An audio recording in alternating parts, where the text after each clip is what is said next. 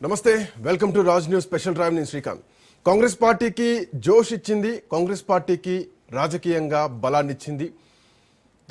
దక్షిణ భారతంలో కర్ణాటక అని చెప్పడంలో ఎలాంటి సందేహం లేదు. ఆ కర్ణాటక గెలుపు ఏకంగా తెలంగాణలో కూడా కాంగ్రెస్ పార్టీ గెలవడానికి ఒక ఫౌండేషన్ పడింది.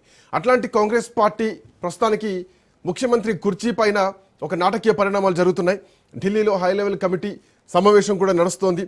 సో ముఖ్యమంత్రి మార్పు జరగబోతోంది అన్నటువంటి ఒక ఊహాగానాలు వినిపిస్తున్నాయి. సో పవర్ షేరింగ్లో భాగంగా అంటే ఆనాడు డీకే శివకుమార్కు ముఖ్యమంత్రి ఇవ్వాలన్నటువంటి డిమాండ్ డీకే నుంచి వినపడ్డాయి. ఇదే ఆఖరిసారి నాకు మళ్ళీ అవకాశం రాదు, వయసు కూడా అయిపోతోంది అన్నటువంటి వ్యాఖ్యలు సిద్ధరామయ్య నుంచి కూడా వినిపించాయి. సో ఇట్లా నేపథ్యంలో ముందుగా సిద్ధరామయ్యకు అవకాశం ఇచ్చింది అధిష్టానం. అయితే దీంట్లో భాగంగా అధికారికంగా ప్రకటన చేయకపోయినా కానీ పవర్ షేరింగ్లో భాగంగానే ఇద్దరికి 2.5 సంవత్సరాలు చొప్పున ప్రభుత్వాన్ని నడిపించడానికి ముఖ్యమంత్రి కుర్చీ షేరింగ్ అన్నటువంటి చర్చలో భాగంగానే ఇది ఒప్పందం కుదిరిందన్నది ప్రధానమైనటువంటి చర్చ.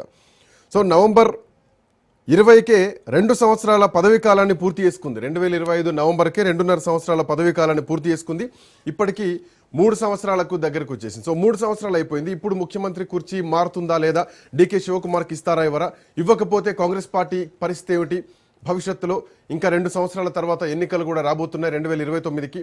సో కాంగ్రెస్ పార్టీ నిర్ణయం ఏముండబోతోంది, డీకే శివకుమార్ని ముఖ్యమంత్రిగా నిర్ణయం ఫైనల్ చేసేటువంటి అవకాశం ఉందా, అధిష్టానం నిర్ణయం ఎట్లా ఉండబోతోంది, ఒకవేళ మంత్రివర్గ విస్తరణ జరిగితే కనుక ఇండైరెక్ట్గా 5 సంవత్సరాలు సిద్ధరామయ్య ముఖ్యమంత్రి అని చెప్పడంలో ఎట్లాంటి సందేహం లేదు. ఆ సంకేతం కనుక వస్తే, అదే జరిగితే మరొక హిమంత బిశ్వ శర్మ లాంటి ఎపిసోడ్ని మనం కర్ణాటకలో చూసేటువంటి అవకాశం ఉందా?